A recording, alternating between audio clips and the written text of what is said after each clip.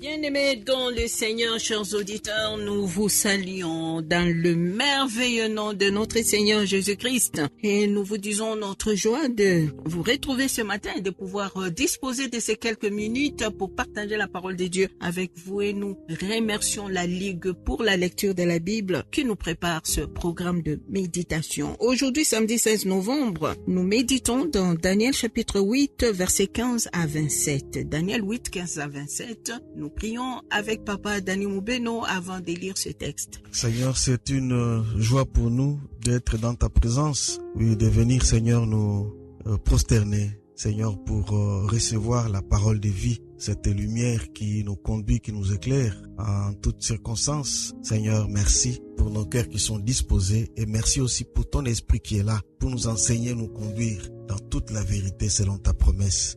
Au nom de Jésus-Christ, notre Seigneur et Sauveur, nous prions. Amen. Amen. Daniel, chapitre 8, versets 15 à 27, c'est le texte de notre méditation de ce samedi 16 novembre. Nous avons les questions 6 et 7 pour nous aider dans notre partage. Y a-t-il un avertissement et quelle vérité Dieu nous révèle dans ce passage? Daniel 8, 15 à 27. Tandis que moi, Daniel, j'avais cette vision et que je cherchais à la comprendre, voici quelqu'un qui avait l'apparence d'un homme s'est tenu devant moi. Et j'entendis la voix d'un homme au milieu de l'oulaï. Il cria et dit, « Gabriel, explique-lui la vision. » Il vint alors près du lieu où j'étais et à son approche, je fus effrayé et je tombai sur ma face. Il me dit, « Sois attentif, fils de l'homme, car la vision concerne un temps qui sera la fin. » Comme il me parlait, je restais frappé d'étourdissement, la face contre terre. Il me toucha et me fit tenir debout à la place où je me trouvais. Puis il me dit, « Je vais t'apprendre ce qui arrivera au terme de la colère, car il y a un temps marqué pour la fin. Le bélier que tu as vu et qui avait des cornes, ce sont les rois des Mèdes et des Perses. Le bouc, c'est le roi des Javans. La grande corne entre ses yeux, c'est le premier roi. Les 4 cornes qui se sont élevées pour remplacer cette corne brisée, ce sont 4 royaumes qui s'élèveront des 7 nations, mais qui n'auront pas autant de force. À la fin de leur domination, lorsque les pécheurs seront consumés, il s'élèvera un roi impudent et artificieux. Sa puissance s'accroîtra, mais non sa propre force. Il fera d'incroyables ravages. Il réussira dans ses entreprises.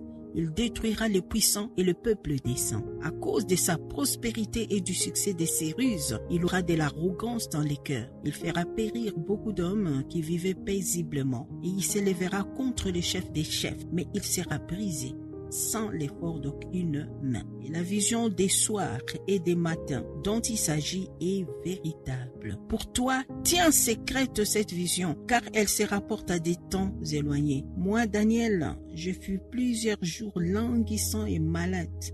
Puis je me levai et je m'occupais des affaires du roi. J'étais étonné de la vision et personne n'en eut connaissance. Voilà, bien-aimés, nous venons donc de lire le texte de notre méditation de ce samedi 16 novembre, Daniel 8, 15 à 27. Nous répondrons à la question 6 et 7. Aux questions 6 et 7, y a-t-il un avertissement et quelle vérité Dieu nous révèle dans ce passage? Je vous laisse la parole, Papa Daniel.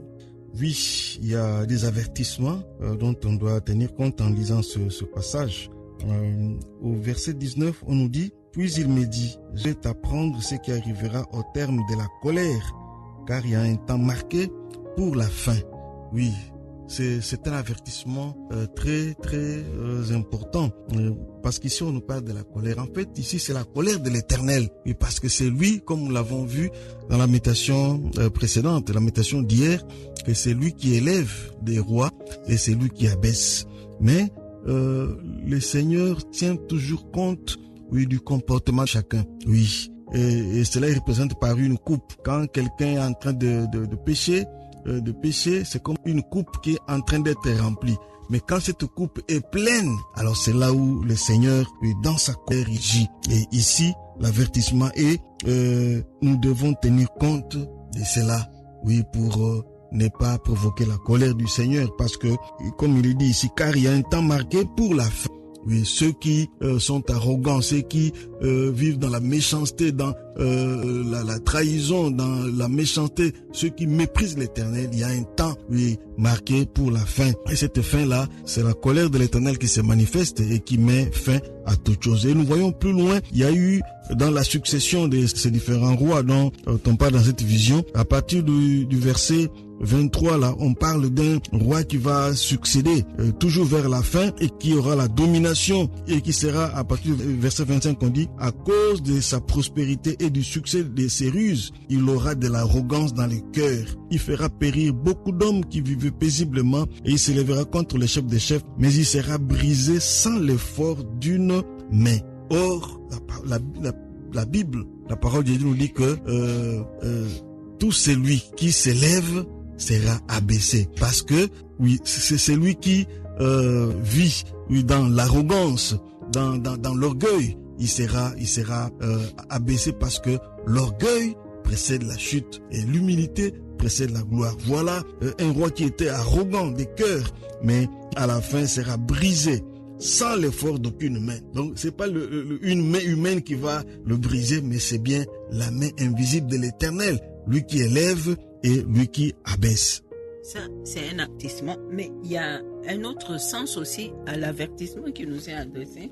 Vous voyez qu'ici, l'ange Gabriel qui vient expliquer la vision à Daniel lui dit avec précision, verset 20, « Le bélier que tu as vu et qui avait des cornes, ce sont les rois de Mède et des Perses. » Donc, c'est un seul bélier qui représente une dynastie des rois des Mèdes et des Perses. Et il lui dit encore avec précision, verset 21, le bouc, parce que le bouc est venu renverser le bélier. Le bouc, c'est les rois de Javan. Javan, je crois que c'est la Grèce, hein. C'est les rois de Javan. La grande corne entre ses yeux, c'est le premier roi de l'empire grec. Parce qu'il y a eu d'abord l'empire des Mèdes et des Perses, après, c'est l'empire des Grecs.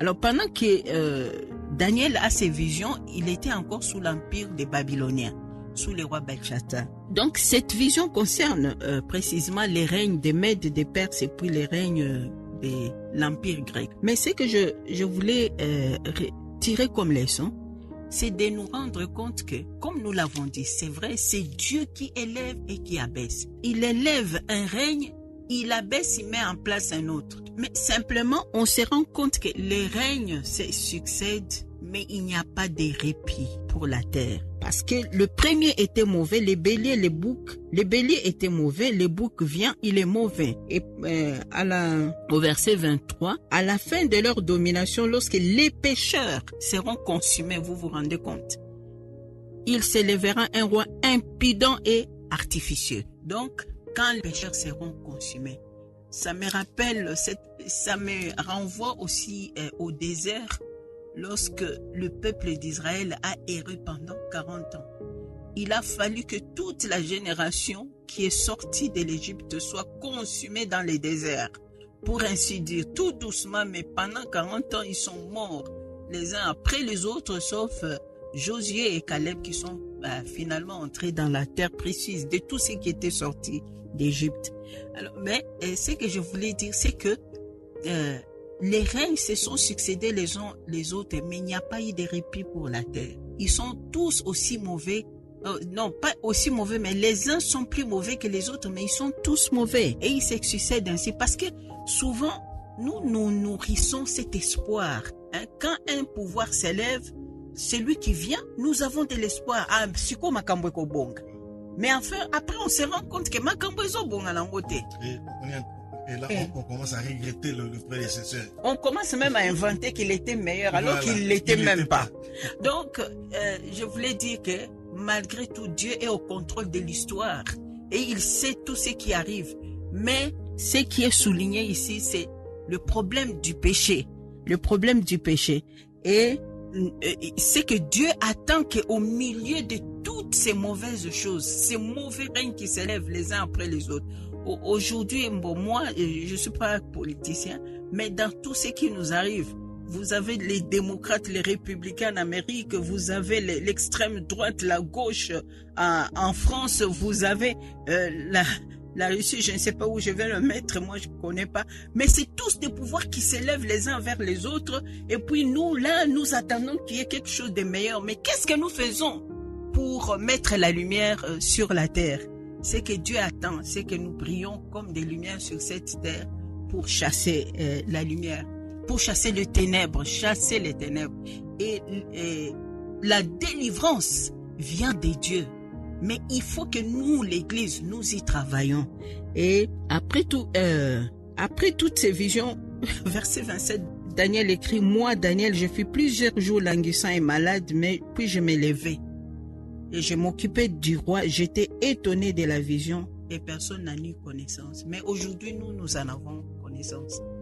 Nous lisons les commentaires du lecteur.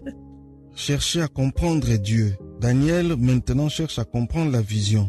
Daniel entend alors la voix d'un homme qui ordonne à Gabriel d'expliquer la vision. Gabriel annoncera aussi la naissance de Jean-Baptiste ou du Messie. À son approche, Daniel est effrayé, frappé d'étourdissement, la face contre terre. Il en est souvent ainsi lorsque nous sommes réellement en présence de Dieu ou de quelqu'un à qui Dieu parle. Et l'ange va apprendre à Daniel le contenu du message. Cherchons-nous aussi à comprendre ce que Dieu veut nous dire. Autrement, notre lecture ne nous serait pas profitable pour notre croissance spirituelle. Nous rappelons les textes. Daniel chapitre 8, versets 15 à 27, et nous prions, Seigneur, nous nous inclinons devant toi, maître des temps et des circonstances. C'est toi le roi des rois. C'est à toi qu'appartienne le règne. Au siècle des siècles, nous nous inclinons devant toi, Seigneur, et nous nous attendons à toi pour que viennent enfin des temps de rafraîchissement. Parle-nous, utilise-nous, parle-nous, conduis-nous, Seigneur, que nous soyons les instruments par lesquels tu apportes la lumière, la vie sur cette terre, au nom de Jésus. Amen. Amen.